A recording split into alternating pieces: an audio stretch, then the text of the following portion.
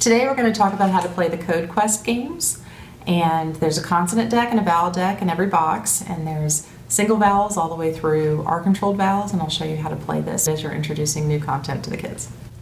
There are multiple ways to play with the Code Quest games. I'm going to show you how to play against somebody, which you can use to pair up with other kids, or you can do in front of the entire class, or you can do it in small groups and centers.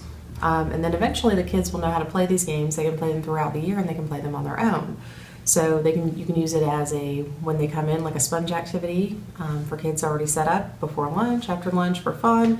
But no matter what, it's going to give them opportunity for blending and for practicing reading.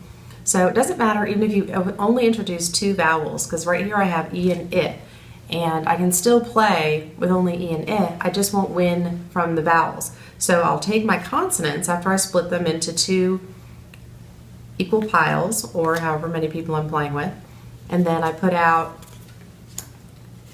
my next sounds. So these are mine. You want to make sure that you have the border going around the outside, because this means that this is something that could be found in nature, that it's a combination. It may not be a real word, but it's a combination that could be pronounced in English. Some of our combinations, you can't pronounce. Okay, so when we look at this and we blend this together, we would go each, feech. My opponent would say ish, lish. Now, we assess these and we say, are these real words or are these not real words? Because we want to make sure the kids are looking for a real word because they are blending those words together. So now that we know they're both not real words, we look to see who wins. So here on the L, the 7 in the corners is higher than the 6 in the corners on the TH. So my opponent wins those. Over here, the 4 is higher than the 1, so my opponent wins those as well. And now we play our next round. So I flip over my next cards, and then my opponent would flip over their next cards. And I have sheep, and my opponent has sib. Now looking at these, do we have a real word? Yes, sheep is a real word. So I would automatically win, even though we may have the same numbers, or that my opponent may have higher numbers, but the real word automatically beats the nonsense word. Okay? So I win those.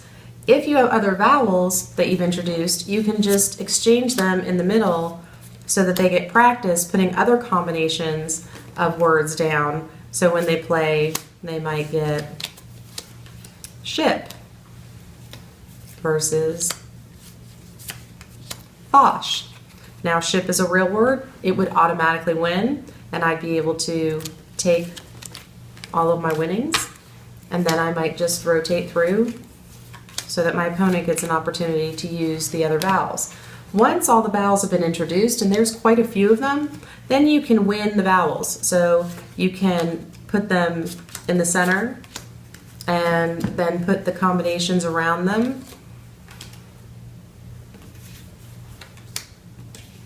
And if I were to win now, I have a nonsense word, this is a nonsense word, I would be able to take my vowels from the center as well. So a 7 beats a 2, a 5 beats a 4, and a 2 beats a 1. So they would win those, and I would win the rest of the cards. Okay? And so it's a great opportunity for kids to practice blending, to assess the words, to see if they're real words or not, to they'll have friendly competition. They get really excited about whether they're winning or losing, but it's the practice. By the time they're done, they could read 50 to 100 to 200 nonsense words without even a single complaint.